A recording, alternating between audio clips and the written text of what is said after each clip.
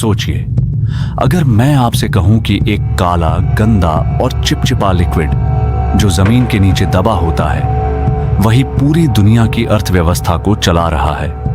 एक ऐसा लिक्विड जिसके बिना हवाई जहाज उड़ नहीं सकते, जहाज समुद्र पार नहीं कर सकते और करोड़ों गाड़ियां सड़कों पर चल ही नहीं सकती। और इसी डर्टी ऑयल ने कुछ कंपनियों को इतना अमीर बना दिया कि उनकी वैल्यू दर्जनों देशों की अर्थव्यवस्था से भी बड़ी हो गई। लेकिन सवाल है, यह गंदा कच्चा तेल आखिर अरबों डॉलर का बिजनेस कैसे बन जाता है और कैसे भारत के गुजरात में बनी एक विशाल रिफाइनरी दुनिया की सबसे बड़ी ऑन-ऑयल मशीन बन गई। यह कहानी है डर्टी ऑन-ऑयल से बने एक $100 बिलियन एम्पायर की। दुनिया हर दिन लगभग 100 मिलियन बैरल से ज्यादा कच्चे तेल का इस्तेमाल करती है। यही तेल दुनिया की सबसे महत्वपूर्ण एनर्जी सोर्स है। लेकिन जब यह तेल पहली बार जमीन से निकलता है तो यह किसी काम का नहीं होता। यह काला, गाढ़ा और बेहद गंदा होता है। इसे सीधे कार में नहीं डाला जा सकता, इससे प्लास्टिक नहीं बनाया जा सकता और इससे जहाज या हवाई जहाज भी नहीं चल सकते। यहीं से शुरू होता है एक बेहद दिलचस्प सफर। कच्चा तेल सबसे पहले पाइपलाइन या विशाल टैंकर जहाजों के जरिए रिफाइनरी तक पहुंचाया जाता है। रिफाइनरी एक ऐसी जगह होती है जहां विशाल स्टील टावर, पाइपलाइन और मशीनें मिलकर इस तेल को अलग अलग हिस्सों में तोड़ देती हैं। इस प्रोसेस को रिफाइनिंग कहा जाता है। रिफाइनरी में तेल को लगभग 400 डिग्री सेल्सियस तक गर्म किया जाता है। फिर इस गर्म तेल को एक बड़े डिस्टिलेशन टावर में भेजा जाता है, जहां अलग अलग तापमान पर इसके अलग अलग हिस्से अलग हो जाते हैं। सबसे ऊपर हल्की गैसें निकलती हैं, फिर पेट्रोल बनता है, उसके बाद डीजल, फिर जेट फ्यूल और सबसे नीचे भारी ऑयल और बिटुमेन बचता है। यही वह प्रोसेस है जो एक बेकार दिखने वाले कच्चे तेल को दर्जनों उपयोगी प्रोडक्ट्स में बदल देती है। लेकिन दुनिया में कुछ रिफाइनरियां ऐसी भी हैं जो अपने आकार और क्षमता के कारण पूरी इंडस्ट्री को बदल देती हैं। ऐसी ही एक रिफाइनरी भारत के गुजरात के जामनगर में स्थित है। जामनगर रिफाइनरी यह दुनिया का सबसे बड़ा रिफाइनिंग कॉम्प्लेक्स माना जाता है। इसकी कुल क्षमता लगभग 1.24 मिलियन बैरल प्रतिदिन है।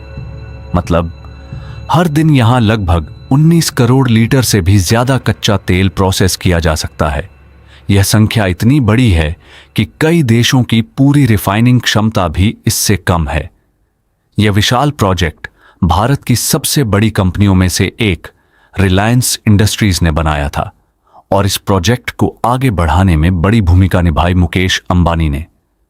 1990 के दशक में भारत तेजी से विकसित हो रहा था, लेकिन ऊर्जा के मामले में देश काफी हद तक इंपोर्ट पर निर्भर था।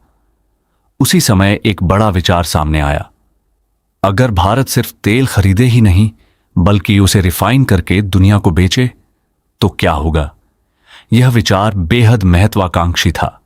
जामनगर उस समय लगभग खाली इलाका था, वहां ज्यादा इंफ्रास्ट्रक्चर नहीं था और इतनी बड़ी इंडस्ट्री बनाना बहुत जोखिम भरा माना जा रहा था। लेकिन फिर भी प्रोजेक्ट शुरू हुआ। 1999 में जामनगर की पहली रिफाइनरी शुरू हुई और कुछ ही सालों में वहां pipeline, storage tank, chemical plant और पोर्ट मिलाकर एक पूरा औद्योगिक शहर खड़ा हो गया।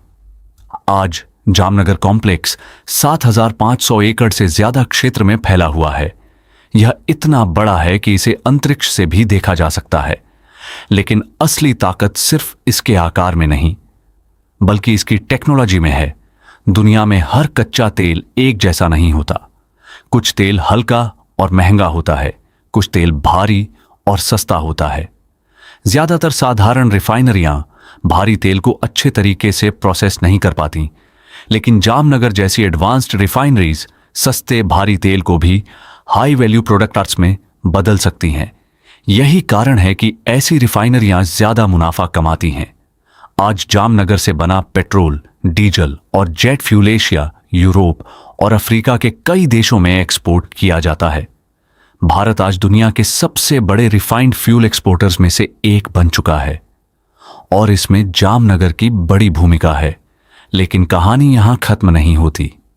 रिफाइनरी सिर्फ फ्यूल ही नहीं बनाती, यहीं से निकलते हैं पेट्रोकेमिकल्स, जो प्लास्टिक बोतलों, पैकेजिंग, सिंथेटिक कपड़ों और इलेक्ट्रॉनिक्स तक में इस्तेमाल होते हैं। मतलब एक बैरल कच्चा तेल सिर्फ कार को चलाने के लिए पेट्रोल ही नहीं देता, वह मोबाइल फोन के पार्ट्स, कपड़े और हजारों रोजमर्रा की चीजों का कच्चा माल भी बन जाता है। इसी प्रोसेस को oil to chemical value chain कहा जाता है और यही वह जगह है जहां डर्टी ऑयल अरबों डॉलर का बिजनेस बन जाता है। आज दुनिया की अर्थव्यवस्था का बड़ा हिस्सा तेल पर निर्भर है। जब कोई विमान उड़ान भरता है, जब कोई जहाज हजारों किलोमीटर का सफर तय करता है, जब कोई ट्रक पूरे देश में सामान पहुंचाता है, तो कहीं ना कहीं उस ऊर्जा के पीछे एक रिफाइनरी काम कर रही होती है। एक ऐसी रिफाइनरी जो काले गंदे कच्चे तेल को एनर्जी, इंडस्ट्री और अरबों डॉलर के मुनाफे में बदल देती है। और शायद यही वजह है कि ऊर्जा की दुनिया में एक बात अक्सर कही जाती है, दुनिया की सबसे कीमती चीज हमेशा सोना नहीं होती।